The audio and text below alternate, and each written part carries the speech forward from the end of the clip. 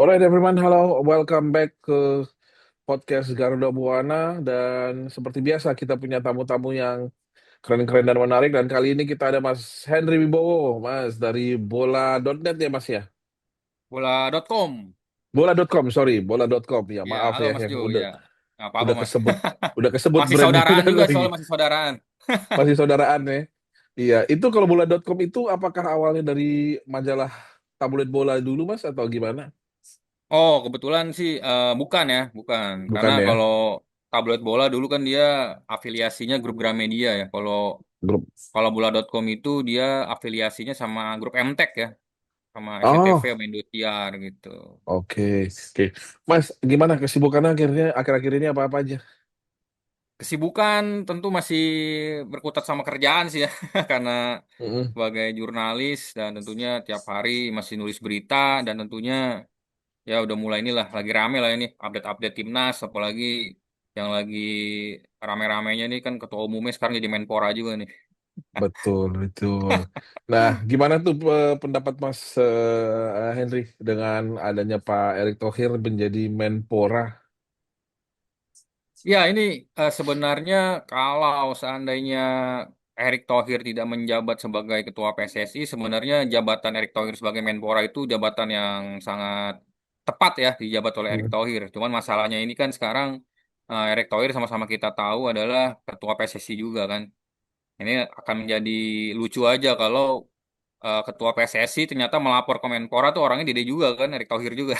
betul, Ya kalau kita ngelihat di sebelum-sebelumnya kita pernah ada sebenarnya ada mirip-mirip meskipun serupa tapi tak sama ya. Itu ada Zainuddin Amali ya yang sama-sama kita tahu. benar. Ya, Benar, dahulu kan dia Kemenpora, Menpora dan kemudian saat dia terpilih menjadi wakil ketua PSSI dia secara inilah ya secara bijak dia melepas jabatannya sebagai Menpora demi untuk menjadi wakil ketua PSSI. Dan kalau misalkan saat ini kita belajar lagi ke Erick Thohir, ya seharusnya mungkin Erick Thohir harus melepas jabatannya menjadi ketua PSSI ya. Tapi mm, kemarin setelah setelah dilantik Erick Thohir bilang apa namanya dia menyerahkan sepenuhnya kepada FIFA dan memang secara regulasi pun sebenarnya memang tidak ada apa ya tidak ada hitam di atas putih bahwa mm, uh, Menpora ini tidak boleh menjabat sebagai apa namanya ketua dari federasi olahraga gitu mungkin dan bahkan sebenarnya banyak juga apa namanya beberapa menteri atau mungkin pejabat-pejabat teras yang juga menjadi ketua federasi olahraga gitu sih. betul. Mas, kalau menurut Mas Henry sendiri, eh, itu disebabkan karena apa ya? Karena kan kita ngelihat nih profilnya saat ini profilnya Pak Erick Thohir ini selama beberapa tahun terakhir kan memang menonjol banget ya di dalam arti di PSSI gitu loh ya. Jadi apakah belum adanya sepertinya orang lain yang bisa menyambung pekerjaan dia dulu itu sehingga akhirnya terpaksa dalam dalam konteks beliau sebagai pengusaha besar juga biasa merangkap-rangkap jabatan gitu loh ya kan biasanya yang penting tuh anak buah kerja gitu bahwa pemimpin ini adalah apa ya memberikan instruksi menjaga koridor dan apa ya menjaga agar visinya itu nggak lari dari apa yang di ini kata. Ya, sebenarnya Erick Thohir eh, saya yakini juga sebenarnya andai pun di akhirnya double job ini ya, Mm-mm. saya pikir juga akan memang ini udah sebuah hal yang seharusnya bisa dia lakukan dengan baik lah ya. Cuman masalah ini kan ini riak-riaknya sudah mulai banyak juga nih kan kalau kita mantau media sosial segala macam ya kan. Betul. Dan mungkin andai pun Erick Thohir melepas jabatannya di ketua PSSI sebenarnya kalau sekarang ya momen itu sebenarnya kurang tepat ya. Kurang tepat Oke, betul. dalam arti saat ini timnas Indonesia sedang menuju ke round 4 dan ini momen yang sangat krusial dan tentunya timnas Indonesia yang sekarang ada pun bisa dibilang ini memang timnas yang dibangun di era Erick Thohir sebagai ketua PSSI begitu ya.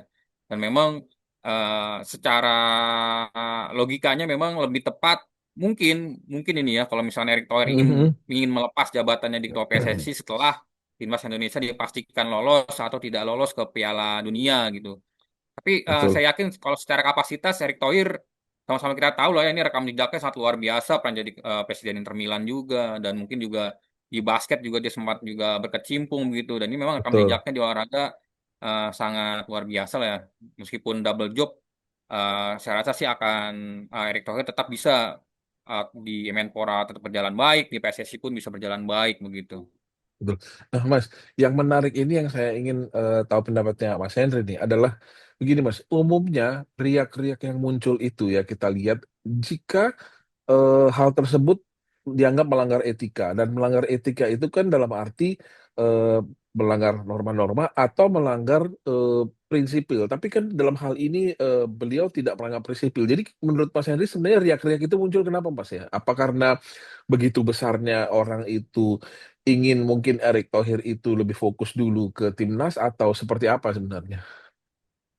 Ya, ini memang kalau kita bicara soal media sosial atau netizen ini memang kan ini memiliki kembali ke pribadi masing-masing netizen tersebut ya. Dan kalau kita bicara Mm-mm. memang ini ramai sekali tentang Erick Thohir yang double job ini mungkin juga salah satunya banyak juga yang melihat ke belakang bahwa saat itu ada Zainuddin Amali yang melepas jabatannya gitu kan tidak Betul. double job gitu ya, Mm. sehingga ramai sekali gitu. Dan sebenarnya memang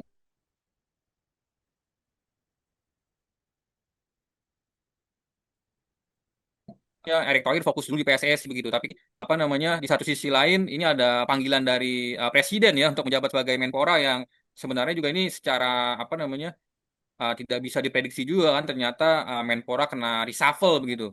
Dan tentu Betul, betul. Prabowo juga memiliki strategi tersendiri di bidang olahraga dan juga pemudaan sehingga Erick Thohir dinilai layak begitu lah ya. Itu sih yang membuat apa namanya reaksi dari netizen ini apa sangat ramai sekali ya dan memang ini sudah tidak bisa dihindarkan lagi ya di era media sosial yang begitu masif ya sekarang ya. Oh iya, ya ini terkadang publik jadi karena apa ya suara-suara netizen ini karena memang masifnya media sosial jadi lebih percaya dengan apa ya tweet-tweetan atau unggah-unggahan di Instagram ketimbang meng-cross-check melalui media gitu kan. Sekarang mungkin trennya sudah seperti itu, tapi tentunya ya kalau kita apa namanya cover both side bolehlah kita bermedia sosial tapi juga untuk mengecek kebenaran berita atau ya apakah ini berita hoak atau bukan memang harus tetap kita harus membaca berita-berita di media konvensional begitu ya. Benar-benar sih. Nah, kira-kira sekarang efeknya ke peluang kita atau persiapan ke round 4 yang tinggal berapa nih? Tinggal 18 hari lagi ya, kalau nggak salah ya. Betul? Sekitar 18 hari lagi itu gimana Mas? Apakah itu berefek secara langsung atau sebenarnya tidak ada efek karena ini di levelnya di level organisasi di atas dan kebetulan mayoritas pemain-pemain kita kan bermain di Eropa yang mereka walaupun mereka tahu tapi mungkin mereka tidak terikat secara emosional lebih banyak untuk hal-hal seperti ini dibandingkan kita yang di Indonesia gitu Mas. Iya, mungkin ini satu hal yang sebenarnya menarik juga ya. Ini timnas di era sekarang ini bisa dibilang nih timnas yang super eksklusif lah ya, super eksklusif Hmm. dalam arti pemain-pemainnya pun banyak bermain di klub-klub Eropa. Dan itu juga sebenarnya berpengaruh juga kepada media ya. Ini mungkin buat para pekerja media sekarang yang bekerja meliput timnas, tugas mereka untuk sekedar mewawancara pemain itu tidak semudah timnas-timnas di era-era sebelumnya begitu. Ini yang dirasakan oleh para inilah ya, apa para jurnalis gitu, karena memang sekarang ini saking eksklusifnya, jadi pemain itu kalau di sedang jalan di mix zone atau segala macam sangat jarang sekali lah yang apa namanya mau meladeni wawancara. Mungkin ini memang sudah ini ya apa namanya sudah apa ada tanda kutip mungkin instruksi juga lah ya dari PSSI agar tidak terlalu banyak bicara, menjaga ketenangan dalam arti agar timnas bisa fokus gitu kan. Dan memang ini Hmm. Erick Thohir sudah meng-create timnas ini sedemikian rupa agar sebenarnya siap ya untuk ronde 4. Tapi sebenarnya kalau di atas kertas peluang timnas Indonesia sebenarnya lebih besar di ronde ketiga kemarin ya teman sayang ya karena ada beberapa tidak mulus lah ya perjalanannya harus masuk ke ronde keempat dan kembali lagi tadi ke pertanyaan Mas Jo apakah apa namanya berita tentang Erick Thohir saat ini akan mempengaruhi ya perjalanan di ronde keempat. Hmm, Ini justru akan membuat sosok seorang Erick Thohir ini akan semakin menjadi pusat perhatian lah ya. Kalau nanti dia berhasil membawa timnas Indonesia uh, di era kepemimpinan dia ini di PSSI lolos ke Piala Dunia, tentu dia akan sangat dipuja-puja ya. Tapi sebaliknya, kalau sampai timnas Indonesia gagal, dia akan menjadi bulan-bulanan juga ya. Dan tentu nanti kritiknya juga dia harus siap menerimanya karena saat ini dia menjabat bukan hanya sebagai ketua PSSI tapi juga sebagai Menpora gitu. Ini akan apa namanya menjadi tantangan berat, tapi juga tentunya Erick Thohir sudah kembali tadi seperti yang saya bilang sudah mengcreate hmm, tim ini agar tidak terpengaruh dengan riak-riak yang ada di media sosial begitu atau publik Indonesia. Memang ini ekspektasinya sangat tinggi karena wajar ya karena ini untuk pertama kalinya timnas Indonesia begitu dekat dengan Piala Dunia ya. betul, Karena betul, betul. kita Iya, satu-satunya kesempatan kita tampil di Piala Dunia itu sudah lama sekali dan itu pun namanya masih Hindia Belanda dan betul. tentunya ini akan dimaklumi lah ya bagaimana publik begitu antusias dan bahkan kita tahu semua lah bagaimana saat tampil di kandang pun stadion selalu penuh, antusiasmenya sangat luar biasa, ditambah juga memang skuadnya ini sangat eksklusif yang tadi saya bilang bahkan beberapa pemain Instagramnya pun harus berbayar gitu kalau mau melihat story-nya. Ini belum pernah terjadi nih sepanjang Iya. saya sebagai jurnalis sport meliput apa namanya timnas Indonesia perjalanannya belum ada lah timnas Indonesia se-eksklusif ini gitu. Ya, betul Mas. Nah, kalau kita tahu lah ya sekarang dengan adanya persiapan round 4 ini ada beberapa tambahan pemain naturalisasi which is at least sudah ada tiga ya termasuk yang mengagetkan itu Adrian Wibowo ya karena masih sangat muda dan sebenarnya dia juga posisinya di USA 50-50 dalam arti USA pun menginginkan dia karena dia udah bermain buat U17 dan jadi bintang di situ gitu. Tapi apakah mereka bertiga ini kan berarti menjadi sesuatu pembeda di round 4 atau seperti apa Mas dengan kekuatan keseluruhan? Karena tiga-tiga ini masih junior ya. Meliana Donatan, Mauro Zelstra, dan Adrian Wibowo itu masih hitungannya sebenarnya under 23 semua juga itu. Ya, kebetulan mungkin dari tiga pemain yang tadi Mas Jo sebut, saya sempat cukup sering lah ya melihat penampilan Miliano Jonathans di Benar. level klubnya ya. Dan memang kalau kita bicara di level klubnya pun Miliano sosok pemain yang bisa dibilang menit bermainnya juga belum terlalu konsisten. Maksudnya di setiap pertandingan Betul, pun kerap juga menjadi cadangan juga ya. Dan betul ya. mungkin Milano ini sebenarnya juga sudah cukup lama ya ditargetkan PSSI untuk bisa naturalisasi dan memang harus harus bisa baru terrealisasi menuju ronde keempat ini ya. Dan sebenarnya ya, di setiap pertandingan selalu ada pemain baru dari timnas Indonesia dan sebenarnya ini secara secara chemistry pun sebenarnya tidak bagus ya, tidak positif ya. Dan menuju ronde tapi kemarin di saat uji coba FIFA Matchday kita sama-sama sudah melihat kemampuan tiga pemain ini dan Emiliano dan sebenarnya juga tampil cukup menjanjikan lah ya kemarin di uji coba dan Mauro Zylstra diharapkan bisa menambah opsi di lini depan, tapi memang kemarin pun belum bisa berbicara banyak ya. Terbukti memang saat melawan Lebanon pun kita Mm, masih kesulitan mencetak gol. Padahal Lebanon itu di kualifikasi Piala Asia-nya dia sudah gugur dari ronde kedua ya. Dia kalah bersaing betul, dengan Australia dan juga Palestina. Dan Palestina. memang ini artinya tiga pemain yang kemarin baru dinaturalisasi, menurut saya ya, ini tidak akan menjadi pilar utama lah ya di ronde keempat. Pasti. Sepertinya memang nama-nama yang sebelumnya sudah bergabung duluan akan tetap menjadi andalan. Apalagi jika oleh Romeni bisa mengembalikan kondisi fisiknya ya. Ini ada kabar positif juga dari oleh Romeni karena Betul,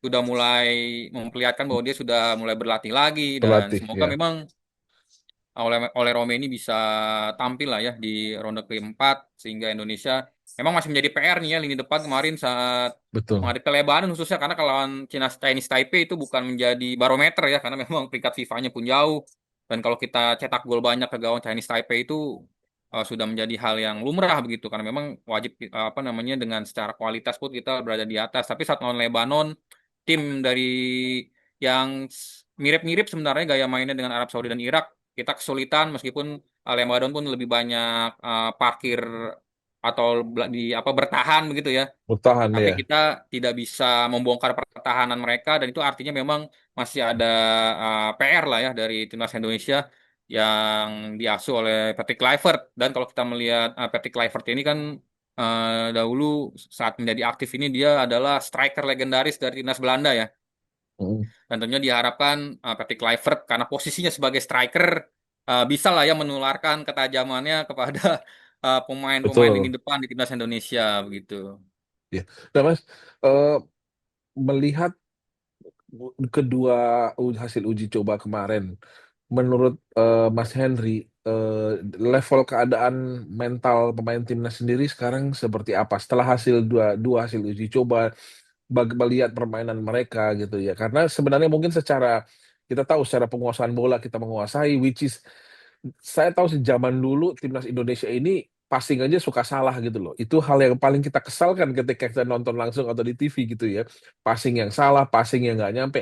Nah sekarang sepertinya tidak punya masalah di situ, tapi masalah lainnya adalah bagaimana di sepertiga akhir lapangan gitu ya menerobos kotak penalti itu masih kesulitan, apalagi tanpa oleh Romani gitu. Nah level level mental mereka kira-kira saat ini ada di mana gitu loh, Mas? Ya, kalau berbicara mental ini memang bisa dibilang mereka nih ini ya sedang mendapatkan tantangan dan juga tekanan yang cukup berat lah ya di menuju ke ronde keempat ini. Karena memang mereka pun tahu meskipun tadi ya sudah kita sudah di-create agar tidak merasakan tekanan dari luar dari netizen segala macam, tapi memang dari dalam diri mereka ini juga tidak bisa dibohongi ya bagaimana ekspektasi besar publik Indonesia terhadap mereka ya ini akan mempengaruhi mental mereka. Tapi kembali lagi pemain timnas Indonesia saat ini adalah pemain-pemain yang memang sudah terasah mentalnya di kompetisi Eropa ya. Ada Jay Itzes bersama Sassuolo, ada Kevin Dix bersama Mönchengladbach yang tentunya juga seharusnya tekanan untuk bisa tampil baik di ronde keempat ini bisa mereka atasi ya. Baik kalau kita bicara kemarin di uji coba melawan Lebanon dan Chinese Taipei sebenarnya juga ada sisi positif bagaimana lini belakang Indonesia meskipun tidak terlalu teruji ya tapi tampak Kevin Dix Betul. saat Hmm. diduetkan Jay Itzet ini sudah mulai terlihat chemistry-nya ya saat Chemistry melawan ya. Lebanon karena memang selama Patrick Kluivert melatih timnas Indonesia lebih sering bermain dengan tiga back ya yaitu Rizky Ridho, Jay Itzes dan juga Justin Hapner tapi kemarin karena Hapner absen saat melawan Lebanon dicoba Kevin Dix dan juga Jay Itzes ini cukup baik memang penampilannya kedua pemain yang sama-sama mentas di kasta tertinggi di kompetisi Eropa ya di Liga Jerman juga Liga Italia memang kelasnya tidak bisa ini ya tidak bisa berbohong begitu dan semoga lah ya bagaimana Jay Itzes sebagai kapten bisa menularkan apa namanya pengalamannya kepada rekan setimnya agar secara mental para pemain Indonesia siap di ronde keempat karena memang ini lawannya juga lawan-lawan yang sebenarnya kita sudah ketemu ya di perjalanan Betul. kualifikasi kualifikasi Piala Dunia ini saat melawan Irak kita ketemu di ronde kedua Kedua meskipun saat ya. itu hasilnya tidak baik ya kita sama-sama menelan kekalahan dua kali lalu Arab Saudi pun kita sudah ketemu di ronde ketiga jadi memang secara kekuatan kita tidak asing ya mungkin yang membedakan adalah saat itu kita masih dilatih oleh Sintayong tapi saat ini kita sudah dilatih oleh Patrick Kluivert gitu ya. Betul, betul. Nah, plus kita lihat mungkin ya Mas ya, di bawah gawang tuh kayaknya Emil Audero semakin nyaman dan semakin confident dari hari ke hari ya. Bukan hanya di Indonesia tapi di klubnya sendiri gitu ya. Kita lihat semakin kayaknya dia udah lebih santai, tidak punya beban yang membuat penampilan dia terefek lagi gitu loh. Kita lihat itu menarik juga untuk kita ikuti ya, permainan dia gitu loh. Betul, betul. Karena memang Emil Audero datang di momen yang tepat juga ya, karena seiring dia datang pun dia mendapat kesempatan karena Martin Paes sedang ini ya, sedang absen begitu ya. Jadi Iya, betul. dia juga bisa unjuk gigi bersama timnas Indonesia dan kemudian di level klubnya pun saat ini bersama Cremonese juga cukup tampil baik ya dengan tim promosi, tapi Emil Audero sudah di beberapa game lah ya bisa mencatat clean sheet itu em, penampilan Emil Audio di Serie A juga sebuah indikasi positif lah bahwa jika nanti di ronde keempat Martin pasti tidak bisa main masih ada Emil Audiero dan artinya memang di posisi penjaga gawang kita aman dan lini belakang pun seharusnya juga aman karena Jay Itzes Betul dan ya. Kevin Dix kemarin juga tampil cukup baik dan mungkin PR-nya adalah bagaimana tadi setuju dengan Mas Jo bagaimana distribusi bola yang belum cukup baik saat masuk ke sepertiga pertahanan lawan ya itu masih menjadi PR ya, bagaimana lini tengah dan juga lini depan ini akan menjadi sorotan utama ya, dan semoga Patrick Kluivert bisa mengatasi kelemahan ini. Dan langkah sebenarnya ada satu langkah jitu juga yang sudah diambil, yaitu penundaan pekan ke 8 atau 9 dari Super Ya, League ya, betul, betul. agar Ya, para pemain bisa fokus ya, pemain-pemain dari di Liga Indonesia bisa fokus di timnas Indonesia. Itu sebuah langkah yang tepat juga menurut saya, sehingga bisa fokusnya bisa cepat teralih lah, karena memang ini ronde keempat ini adalah momen paling apa ya, momen paling bersejarah dan mungkin paling tepat untuk timnas Indonesia bila bisa lolos ke Piala Dunia. Karena kalau sampai Indonesia akhirnya masuk ke ronde kelima dan di ronde kelima menang, itu akan bermain di playoff antar konfederasi, dan itu tantangannya akan semakin lebih berat banget ya itu ya. betul, betul ya. Karena yang saya ketahui bahwa Indonesia akan main itu jika memang harus sampai ke ronde ke-6 itu ke playoff interkontinental adalah pertama lokasinya di salah satu antara Meksiko, Amerika Serikat dan Kanada yang belum Betul. ditentukan FIFA. Terus kedua, kalau dari jadwalnya itu sekitar 1,5 bulan sebelum Piala Dunia. Jadi Iya, memang sepertinya kalau kalau saya nggak tahu kalau nggak salah ya yang saya ingat itu drawing grup Piala Dunia itu akan diadakan bulan Desember. betul, Jadi betul. spot mereka yang akan lolos ini sudah ada gitu loh, udah ketahuan grupnya. Cuma 1,5 bulan jika ya akhirnya Indonesia pun harus lolos dari situ, itu persiapannya sangat mepet lah. Belum kelelahan, belum hal-hal segala macam karena iya di akhir Maret itu memang jadwalnya gitu loh. Nah, Betul ya, Mas, ya. Ya kita mungkin kita bisa belajar dari kualifikasi atau Piala Asia Under 23 ya, yang dimana saat itu kita juga hampir lolos ke Olimpiade ya, tapi kita harus betul. menjalani playoff dan akhirnya juga kalah saat kita sudah berada selangkah lagi ya untuk lolos ke Olimpiade, dan semoga itu tidak terjadi lah dengan tim ini ya, karena memang kalau bisa harus lolos di ronde keempat ini ya. Tapi meskipun Ya, kembali tantangannya sangat berat nih, kita akan menghadapi Arab Saudi tuan rumah dan juga Irak, dua tim yang ya tentunya kalau kita berbicara sejarah, lebih sejarah di sepak bolanya lebih baik dari Indonesia ya gitu. betul. Nah, Mas, satu hal yang menarik nih dari timnas kemarin adalah kembalinya Mark Klok. Walaupun dia lawannya waktu itu adalah Taiwan, namun melihat determinasi dan passion dia, apakah dia bisa menjadi salah satu faktor pembeda nanti jika dia memang include lagi di squad untuk round 4 gitu. Ya, kalau kita bicara secara keseluruhan di Super League ya atau di Liga Indonesia di saat ini, Mark Klok masih layak berstatus sebagai salah satu gelandang terbaik yang dimiliki oleh Indonesia ya. Dan sebenarnya pemanggilan dari Mark Klok kemarin pun eh, di satu sisi surprise karena memang dia sudah lama tidak dipanggil, tapi di satu sisi lain memang Mark Klok masih layak ya untuk mendapatkan setidaknya kesempatan lagi untuk bersaing di timnas Indonesia. Meskipun saat ini persaingan di pos lini tengah ini sangat luar biasa ya, dan bahkan di posisinya Hmm, ada Joy Pelupesi, ada juga masih ada Tom Hai yang tentunya apa namanya, dan Tom Hai juga menariknya saat ini menjadi rekan setimnya Mark Klok ya di Persib. betul. Dan tentunya kalau kita menjadi pembeda atau tidak, diharapkan tentunya Mark Klok lebih tahu bagaimana skuad timnas Indonesia ini ketimbang pemain-pemain yang baru bergabung lah ya. Dan tentunya diharapkan sosok Mark Klok ini tidak hanya akan menambah kekuatan, tapi juga menambah chemistry yang ada di dalam skuad timnas Indonesia. Karena walau bagaimanapun Mark Klok dengan pemain-pemain yang memiliki background darah Belanda ini juga komunikasinya akan semakin baik. Karena memang Mark Klok juga memiliki keturunan dari Belanda begitu kan.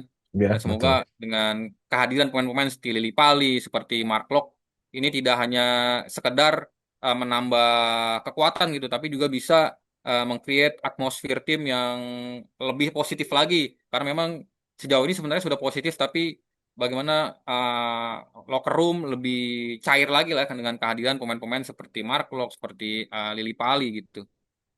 Oke. Nah, Mas, sekarang kita pindah sedikit nih ke supporter. Nah, seperti yang kita tahu lah ya, ke proses pergantian pelatih dari Sintayong ke Patrick Kluivert ini kan banyaklah gonjang-ganjing, huru-haranya segala macamnya gitu lah. Nah, sekarang ketika kita masuk ke round 4 ini, eh, harus kita akui Mas, walaupun pemain saya ingat tuh yang kemarin ada dibahas di podcastnya Neil Peterson ya, ada Highway sama Tom High, bahwa Kevin Dix mereka sendiri cerita, dan Kevin Dix saya kemarin yang terakhir itu, bahwa Jay Itzes tuh udah bilang bahwa dia lihat di mata para pemain itu, pemain tuh udah tahu apa yang dipertaruhkan dan siap gitu loh untuk round 4 gitu loh ya. Di mata teman-temannya dia malah dia melihat seakan-akan di mata mereka tuh mereka semua sudah siap dan tahu apa yang dipertaruhkan. Nah, itu kan pemain pun sudah optimis. Tapi kan kita juga tahu nih Mas ya, mungkin sebagian pundit, sebagian media tetap sepertinya pesimis, apalagi kalau kita masuk ke grup-grup WhatsApp nih, grup-grup komunitas segala macam. Kadang-kadang mohon maaf nih, perkataannya sudah menjurus ke yang benar-benar apapun yang kita katakan itu negatif. Bahkan ada yang berani mungkin ngomong, wah Indonesia udah nggak mungkin lolos lah, percuma lah selama masih di pelatih A, selama masih begini, selama masih begitu. Tapi menurut menurut Mas Henry sendiri sebenarnya gimana pandangannya? Kok sampai sebegitu ada pesimisnya, sedangkan sebagian sebagian sudah positif, tapi ada juga yang sangat saya bilang ya sangat pesimis gitu loh, seperti mengatakan bahwa udah nggak mungkin lah gitu loh. Iya, ya kebetulan saya juga ada di grup itu ya Garuda Buana, Garuda Timur Tengah tuh ramai juga tuh ya, masih ada yang Betul. masih belum bisa move on lah ya dari pelatih sebelumnya ya. Tapi harus satu yang Betul. perlu diingat ya, bahkan di era Sintayong pas dia masih menjabat sebagai pelatih timnas pun saat itu sebenarnya pro dan kontra itu sudah ada ya. Maksudnya saat itu pun oke lah, Sintayong memang bisa mencetak sejarah, banyak sekali sejarah lah pencapaian yang Mm, bisa dia mm, capai bersama timnas Indonesia. Mungkin tidak bisa saya sebutkan satu persatu lah, cukup banyak dan memang tidak bisa dimungkiri dia memberikan wajah baru juga untuk timnas Indonesia dan mungkin pelatih yang mengawali proyek naturalisasi ini bersama PSSI adalah pelatihnya Sintayong gitu kan. betul. Nah, tapi memang harus perlu diingat sebelum gonjang-ganjing soal Patrick Kluivert saat ini ada pesimis ada optimis tentang sosok dia bahkan di saat era Sintayong pun itu sudah ada gitu ya dan bahkan mungkin saat itu apa namanya kritiknya sangat masif sekali dari pengamat-pengamat meskipun ya kita sama-sama tahu lah mungkin ada beberapa pengamat yang juga seperti apa namanya ya mungkin tanda kutip ada buzzer juga lah ya buat Betul. apa namanya agar apa namanya Sintayong tidak bisa tenang lah begitu kan itu mungkin ya itu sudah dahulu lah ya kita sudah harus move on saat ini bersama dengan Patrick Kluivert dan bagaimana Patrick Kluivert kita harus mendukung Patrick Kluivert bisa apa namanya membawa timnas Indonesia bisa lolos Piala Dunia. Kalau soal bagaimana pesimistis publik terhadap Patrick Kluivert sebenarnya adalah sudah dimulai sejak pertandingan pertama saat kita kalah dari Australia. Saat itu Ya. bagaimana mungkin publik berekspektasi setidaknya kita bisa membawa pulang 1 poin dan andai pun kalah pun mungkin skornya pun tipis ya karena kita sama-sama kita tahu Mm, sebelum pertandingan itu Sintayong bisa membawa timnas Indonesia meraih kemenangan gitu kan. Apalagi saat itu betul. penampilannya saat mengalahkan Arab Saudi dengan gol Marcelino Ferdinand yang duduk itu kan ikonik banget tuh ya. Betul Performanya cukup ya. baik dan tiba-tiba dia karena gagal di sebuah turnamen akhirnya di apa namanya di cut gitu oleh PSSI dan Mm, diangkat oleh Patrick Kluivert dan memang debutnya tidak menjanjikan dan itu membuat publik mulai pesimis dan setelah itu pun oke lah Indonesia menang saat melawan China, saat melawan Bahrain ya. Skornya 1-0 performanya pun tidak terlalu mungkin banyak orang yang menilai kok ini performanya tidak sebagus saat diambil sama Sintayong gitu kan. mm, Dan memang itu bisa dimaklumi ya, tapi memang saat itu saya setuju dengan komentar Patrick Kluivert bahwa apa namanya yang penting kita mendapat 3 poin dari laga itu tidak peduli main cantik atau main jelek karena memang 3 poin sangat penting demi kita setidaknya mengamankan tiket ke ronde keempat dan lalu juga mungkin publik juga sudah mulai apa namanya semakin tinggi lagi suara kritik terhadap Patrick Kluivert saat kalah dari Jepang ya saat itu kita seperti apa ya di kandang Jepang meskipun tidak lagi menentukan begitu tapi saat itu publik menilai ini timnas Indonesia bermain sangat buruk dan semakin menjadi-jadi kalau kita melihat bagaimana publik melihat secara fisik ya, secara fisik banyak yang menilai skuad yang saat ini tidak sebaik di eranya Sintayong. Dan mm, kalau saya mm, pribadi menilainya bahwa pemain-pemain timnas saat ini kan memang tidak berkumpul dalam jangka waktu yang lama begitu ya, tidak ada training camp. Dan sebenarnya ini juga sudah menjadi tantangan di eranya Sintayong ya dan mungkin kalau berbicara fisik, mungkin memang secara tipikal pelatih kan memang berbeda begitu ya. Kalau memang Sintayong sama sama kita tahu adalah pelatih Korea yang memang tidak hanya Sintayong, ada beberapa pelatih Korea juga kita tahu memang ciri khasnya memang sangat demanding sekali ya dengan fisik gitu, secara Betul, ya. physicality. Tapi memang Patrick Kluivert ini bukan tipe tipe pelatih yang seperti itu. Dia memang lebih mementingkan mungkin dari sisi taktikalnya. Meskipun saat ini juga secara pemerhati timnas tidak melihat bahwa timnas Indonesia bermain cantik ya begitu kan. Tapi yang penting kalau menurut saya selama strategi yang diterapkan Patrick Kluivert bisa membuahkan hasil positif saat khususnya saat menghadapi Irak dan juga Arab Saudi, tidak peduli lah ya bisa bermain cantik atau tidak. Yang penting target timnas Indonesia untuk lolos bisa terrealisasi gitu. Kalau kita melihat mungkin ada beberapa tim juga yang salah satunya mungkin Italia saat juara Piala Dunia 2006 saat itu timnas pemainnya tidak bermain cantik lah. Bahkan Italia saat itu bermain lebih buruk ketimbang Italia saat gagal di 2002 yang saat itu di tanda kutip dicurangi sama Korea Selatan lah ya. Saat itu bermainnya lebih cantik tapi 2006 Iya, tampil tidak betul. tampil tidak cantik seperti 2002 tapi Marcelo Lippi bisa membuat timnas ini mengalahkan banyak tim hebat dan akhirnya juga bisa menjadi juara dengan tanda kutip dengan permainan tidak cantik gitu dan semoga apa yang diterapkan Nasri Lippi di timnas Italia 2006 bisa diterapkan lah ya oleh Kluivert. Yang penting kita membawa 3 poin dan itu akan menjadi harga mati lah ya di ronde keempat karena memang hanya ada 2 pertandingan, 1 pertandingan saja kita kalah dipastikan kita akan eh Berat ya, kansnya sangat berat. sulit sekali ya. Tertutup bukan, Betul, bukan bisa dibilang tertutup untuk bisa lolos langsung sebagai juara juara grup ya. betul. Oke, Mas. Nah, kalau melihat seperti itu, kita bisa lihat berarti pengaruh media sosial ini dalam membentuk ekspektasi dan atmosfer optimis atau pesimis ini besar sekali ya. Makanya, seperti tadi kata Mas Henry, ketika zaman Sintayong ada pihak-pihak yang dianggap buzzer dan ada yang memang lebih ke apa ya, dalam arti apa adanya. Sekarang mungkin posisi mereka berbalik gitu loh. Yang apa adanya ini dianggap adalah buzzer, buzzer, sedangkan yang satu lagi seperti kritikus. Apakah berarti cukup besar ya pengaruh sosial media ini untuk supporter Indonesia gitu loh. Oh besar sekali ya Mas ya. Ini seperti sudah apa ya menggiring opini lah ya. Dan mungkin apa namanya tadi kalau Mas Jo bilang memang sebenarnya saat zaman Sintayong itu lebih ke ini sih ya, lebih ke banyak yang memainkan itu di sosok-sosok orang dari pengamatnya ya.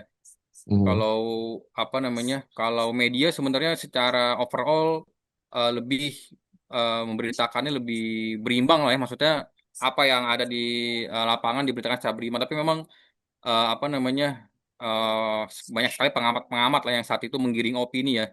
Dan apa namanya dan di era Patrick Kluivert saat ini memang eh, bagaimana arah gelombang dari media sosial ini sangat mempengaruhi sekali kembali ya. Dan tapi tadi kembali lagi tadi di pernyataan awal saya bahwa Erick Thohir sudah meng-create suasana atau atmosfer di timnas Indonesia saat ini agar para pemain bisa fokus dan tadi Mas Jo juga sudah bilang bahwa Jay Itzes bilang bahwa para pemain sudah siap untuk tampil di ronde keempat dan tentunya kita tunggulah ya bagaimana hasilnya karena sebenarnya kalau kita bicara materi pemain timnas Indonesia juga tidak kalah mentereng ya ketimbang Arab Saudi dan juga Irak.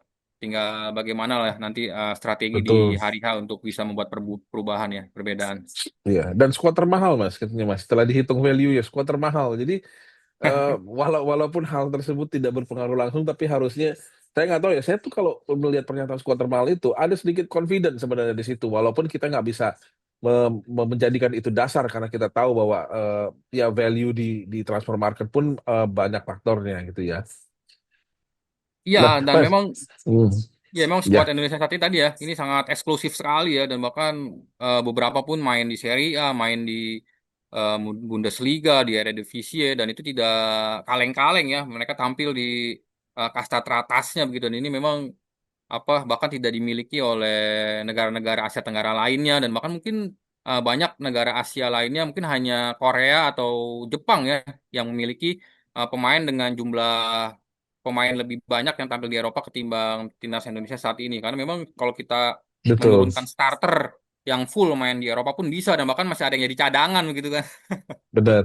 Dan perlu kita lihat Mas. Oke, saya sih memperhatikan secara sekilas ya. Maksudnya tidak full pertandingan, tapi saya lihat beberapa highlights yang panjang cukup panjang. Eh, sorry, dari uji coba eh, Arab Saudi pertama dengan North Makedonia dan dengan Ceko ya, Republik Ceko, Czechia ya, itu memperlihatkan bahwa entah kenapa kebetulan permainan Ceko dan permainan North Makedonia juga tidak terlalu istimewa, walaupun sama-sama bermain terbuka, tapi itu yang membuat saya tuh menjadi lihat optimis gitu ya, karena Arab Saudi memang bisa mengatasi mereka berdua, tapi dua tim ini tidak menampilkan terbayang seperti Ceko zaman dulu yang dengan Karel Poborski dan yang lainnya gitu ya, beda sekali gitu. Begitu juga dengan Makedonia dan Irak itu memang dalam masa yang bisa dibilang lagi turun sekali karena ketika saya lihat statistik segala macam, salah satu andalan mereka atau Aiman Hussein itu hanya mencetak satu gol dalam 2 tahun terakhir di klubnya. Jadi dia pun masih sangat memang dia di timnas di di penyisian Piala Dunia dia sudah mencetak 8 gol buat Irak so far. Tapi di klubnya dalam 2 tahun terakhir dari musim 2023 sampai musim 2025 dia hanya mencetak satu gol. Bahkan dia dipinjamkan akhirnya musim kemarin gitu loh. Jadi eh, sebenarnya ada kita juga bisa melihat dari situ bagaimana peluang Indonesia gitu ya. Cuma memang edukasi terhadap para supporter dan netizen ini yang memang harus kita galakkan. Maksudnya bukan berarti kita tidak sadar diri, kita juga tahu punya banyak kelemahan. Hanya posisi kita sebenarnya cukup baik kalau saya lihat sih. Ya, setuju ya Mas. Bahkan kalau khusus untuk Arab Saudi sebenarnya perjalanan mereka di kualifikasi Piala Dunia sampai ronde keempat itu bisa dibilang sebuah tanda kutip kegagalan juga ya. Karena memang seharusnya tim sekelas Arab Saudi seharusnya sudah lolos di ronde ketiga kemarin. Meskipun di grup juga ada Australia, ada juga Jepang ya. Karena memang Arab Saudi bahkan Betul. di awal ronde ketiga ini juga dilatih oleh seorang Roberto Mancini yang sama-sama kita tahu bersama Manchester City, bersama timnas Italia ini pelatih juga pelatih yang kelas dunia lah ya. Dan sebenarnya Ya, bagaimana Arab Saudi bisa sampai ke ronde keempat ini juga sebuah kegagalan buat mereka dan Irak sendiri juga sebenarnya tadi seperti Mas Jo bilang mereka juga sedang membangun kekuatan lagi apalagi pelatihnya pun baru yaitu Graham Arnold ya dan ini keberadaan hmm, Graham Arnold pun semua apa namanya diharapkan di publik sana bisa membangkitkan timnas Irak karena kita tahu Graham Arnold sudah berpengalaman juga membawa Australia lolos ke Piala Dunia dan tentunya ini juga akan menjadi pertarungan yang sangat menarik ya dengan Patrick Kluivert, dua pelatih yang sama-sama memiliki nama besar lah ya di dunia. Dan betul. ya ini ronde keempatnya kita akan menikmati ya sebuah persaingan yang sangat menarik. Dan tadi saya setuju dengan Mas Jo bahwa diharapkan publik Indonesia bisa satu suara lah ya, bagaimana bisa mendukung timnas Indonesia ini dengan secara sportif. Dan kalau menang, mari kita rayakan. Kalau kalah, ya kritik dengan sewajarnya ya karena kalau tanpa kritik pun timnas Indonesia tidak akan maju gitu tapi memang jangan sampai kritik-kritiknya ini justru menjatuhkan mental pemain dan mungkin itu ya yang menjadi sorotan bahwa di beberapa pertandingan kalau ada pemain Betul. yang tampil jelek wah langsung di media sosial trending topik dan Habis. Betul. apa namanya habis dibully segala macam dan itulah yang mungkin edukasi ya yang harus diberikan untuk para supporter ya meskipun memang apa ya bisa dibilang ini sebuah perkara yang cukup sulit ya karena memang di Indonesia ini apa namanya seperti sudah terbiasa lah ya dengan riak-riak di media sosial ya dan bahkan kalau bukan hanya di sepak bola ya bahkan di balapan atau di cabang olahraga lain kalau live streaming itu kalau kita baca kolom komentar tuh orangnya orang Indonesia semua tuh bagus. Betul, betul. Bahkan di politik pun udah seperti itu, Mas. Ada free speech-nya udah benar-benar melebihi negara yang ini. Kayak Amerika yang mengumandangkan free speech. Kita sebenarnya lebih free speech lagi di sosial media. Oke, Mas, gimana ceritanya nih? Penasaran bisa awalnya kenal sama teman-teman Garuda Buana. Oh ini ya ini momen yang sangat spesial lah ya buat saya karena sebenarnya berawal dari saya saat itu ditugaskan meliput Piala Dunia di Qatar ya 2022. Oke. Tapi sebenarnya justru mulai terkonek dengan teman-teman Garuda ini justru saat setelah Piala Dunia itu ya. Jadi saat itu mungkin berawal dari apa namanya Mas Dadan ya Mas Dadan Juarsa itu ketua Garuda Qatar Tar, dan betul. kebetulan setiap pertandingan timnas Indonesia yang bermain di apa bermain away gitu biasanya memang bola.com selalu ngasih instruksi ya untuk melakukan wawancara dengan teman-teman Garuda yang di sana dan mulai dari situ kita kan mewawancara Garuda Bahrain, mewawancara Garuda Saudi ya kan. Dan akhirnya memang apa menjadi apa ya menjadi sebuah ikatan yang bagus lah ya dan akhirnya juga mungkin kemarin ada momen spesial juga tuh kita dari bola.com bisa menyatukan teman-teman dari Garuda Australia, dari Garuda Saudi, dari Garuda Qatar, Garuda Jepang bahkan saat itu datang, ada Garuda Australia juga dan tentunya itu mungkin apa ya kalau masuk muri itu bisa tuh kesempatan pertama tuh bisa menyatukan WNI yang ada di luar bisa ada di satu momen apa namanya momen podcast gitu itu mungkin bisa dibilang belum ada tuh di media lain kan itu kalau mungkin Betul, layak juga di masuk muri karena memang ini apa ya sangat luar biasa ya dukungan dari Garuda Timur Tengah, Garuda Buana ini sangat luar biasa dan bahkan di setiap pertandingan timnas bermain selalu ada mereka dan berkat Mas Jo dan kawan-kawan juga bagaimana hmm, atribut merah putih selalu ada di semua stadion dan tentu itu meskipun jumlahnya hanya beberapa persen ya kalau bermain away tapi itu juga tentu sangat berharga ya buat para pemain di lapangan dan tentu menjadi suntikan motivasi dan itu diharapkan di ronde keempat ini kita akan bermain di Arab Saudi. Dukungan dari Garuda Timur Tengah dan juga Garuda Buana tentunya sangat dibutuhkan ya. Apalagi sempat update juga kemarin dengan teman-teman Garuda Saudi masih menunggu alokasi tiketnya ya, meskipun tampaknya juga betul, tidak akan terlalu banyak begitu. Apalagi mereka pun sudah tahu bahwa saat di ronde ketiga kalau timnas Indonesia dibiarkan dapat tiket banyak, nanti stadionnya malah penuhan timnas Indonesia daripada Arab Saudi nih betul, ya. betul, betul, betul, Mas. Karena memang kayak di Sydney waktu itu sebenarnya kan resmi resmi dari stadion itu diumumkan 33.000 penontonnya. Itu memang kalau secara kasat mata ya, secara kasar gitu, mungkin Indonesia 10.000 lebih ada. Jadi Betul. yang dari Garuda Australia sendiri memang sekitar yang terdaftar itu sekitar 2.000 sampai 3.000 orang ya. Nah, tapi memang kan di Indonesia di Australia ini banyak sekali komunitas-komunitas lain, komunitas suku itu banyak, komunitas misalnya komunitas Minang, komunitas Batak gitu ya, komunitas Oh, Jawa itu banyak, Mas. Banyak komunitas orang-orang Manado itu ada masing-masing yang belum terkonek tapi mereka sendiri hadir gitu loh untuk dan di Sydney itu termasuk salah satu perantauan terbesar gitu loh di Australia untuk Indonesia. Jadi dan itu memang berimbang antara merah dengan kuning itu kita karena di Australia memang kan beli tiket juga bebas ya. Mau duduk di away-nya Australia pun maksudnya di home-nya Australia pun mereka nggak akan rese gitu karena memang hukum dan kenyamanan di sini sangat tinggi ya anak-anak banyak segala macam banyak. Jadi duduk itu udah bercampur gitu kalau kita lihat merah sama kuning itu udah berbaur gitu loh. Nah itu memang yang apa namanya kita bisa kepingin cuma ya mungkin tidak setiap negara mempunyai kebijakan yang sama gitu loh ya. betul. Betul. Nah Mas, kalau menurut Mas Henry sendiri ya sebesar apa sih atau sebenarnya bagaimana kontribusi diaspora Indonesia ini gitu ya seperti Garuda Buana lah terutama untuk mendukung timnas karena kan eh ya kemampuan kita kan sebatas bernyanyi, berteriak dan segala macam gitu loh. Tapi sebenarnya sebesar apa sih untuk mental para pemain timnas gitu?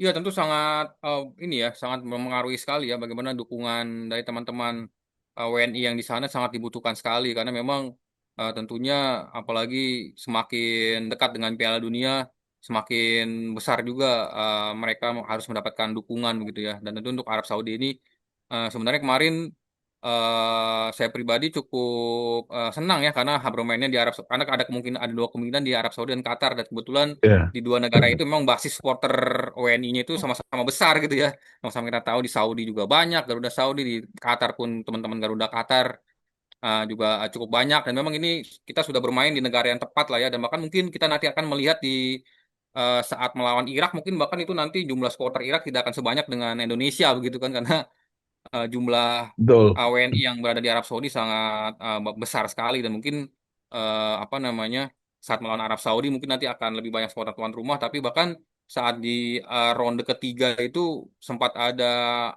influencer atau saya lupa influencer atau jurnalis dari Arab Saudi yang dia secara khusus tuh apa namanya apa namanya menonjolkan bahwa bagaimana dukungan timnas Indonesia yang luar biasa. Dia bilang 2 jam atau 1 jam sebelum pertandingan itu mereka sudah bernyanyi, sementara supporter timnas Arab Saudi itu masih asik di luar, masih asik ngopi-ngopi, sementara supporter timnas sudah masuk ke dalam, sudah bernyanyi, sudah memberikan dukungan. Itu bahkan sudah ini menandakan bahwa memang dukungan supporter timnas itu sudah menjadi sebuah apa ya, seperti menjadi hal yang ditakuti juga oleh lawan-lawan gitu, karena meskipun bermain away, ternyata dukungan untuk timnas Indonesia juga sangat banyak ya, dan ini tentu sangat berharga banget untuk perjuangan para pemain nanti di lapangan gitu Mas Jo. Iya, memang betul betul sih Mas. Itu berarti mirip sama kalau di Australia juga begitu. Bahkan untuk home game mereka sendiri itu, eh, saya kan nonton ya, nonton Australia lawan Jepang itu, datang 1 jam sebelumnya saya, itu masih sepi stadion. Betul-betul 15 menit sebelumnya baru penuh datang. Jadi orang di Australia itu memang begitu. Oh, game jam 7, oke. Yang penting kita sebelum jam 7 udah sampai.